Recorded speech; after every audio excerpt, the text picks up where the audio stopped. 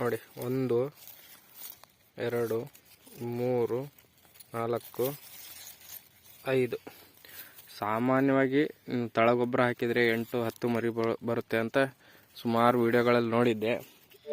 ನಾವು ಏನೋ ಗೊಬ್ಬರ ಹಾಕ್ದೆ ಅಂದರೆ ತಳಗೊಬ್ಬರ, ಸರ್ಕಾರಿ ಗೊಬ್ಬರ, DIP ಅದು ಯೂರಿಯಾ ಏನೋ ಹಾಕ್ದೇನೆ ಇಷ್ಟೊಂದು 5 ಮರಿ 6 ಮರಿ ಬರುತ್ತೆ, ಇನ್ನೂ ಬರುತ್ತೆ ನೋಡಿ. 1 2 3 4 ಇಲ್ಲೋ ನಿಧಾನಕ್ಕೆ ಚಿಗಿತಾ ಇದೆ ಕಾಣುತ್ತೆ, ಇದು 5ನೇದು.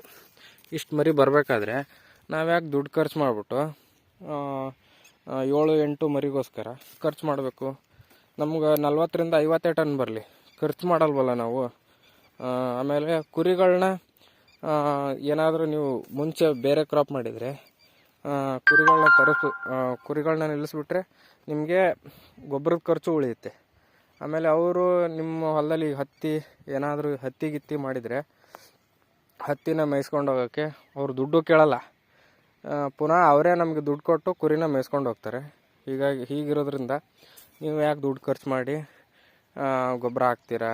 ಕಳೆನಾಶಕ ಹೊಡೆಯೋದು ತಪ್ಪೇ, ನಾವು ಕೆಮಿಕಲಲ್ಲೇ ಮಾಡ್ತಾಯಿದ್ದೀವಿ, ನಾವೇನು ಸಾವಯವದಲ್ಲಿ ಮಾಡ್ತಾಯಿದ್ದೀವಿ ಅಂತ ನಾನೇನು ಜಂಬ ಕೊಚ್ಕೊತಾ ಇಲ್ಲ. ಬಟ್ ಏನಂದರೆ ಇಷ್ಟು ತಳಗೊಬ್ಬರ ಇಲ್ದೇ ಇಷ್ಟು ಚೆನ್ನಾಗಿ ಕಬ್ಬು ಬರಬೇಕಾದ್ರೆ ನೀವು ಯಾಕೆ ದುಡ್ಡು ಖರ್ಚು ಮಾಡಿಕೊಂಡು ತಳಗೊಬ್ಬರಕ್ಕೆ ದುಡ್ಡು ಖರ್ಚು ಮಾಡ್ತೀರಾ ಅನ್ನೋದು ನನ್ನ ವಾದ. ಹಾಗಾಗಿ ನೋಡಿ, ಇದು 1 2 3 4 5 6 7 ಮರಿ ಇದೆ. ಎಷ್ಟು ಚೆನ್ನಾಗಿ ಬಂದಿದೆ ನೋಡಿ.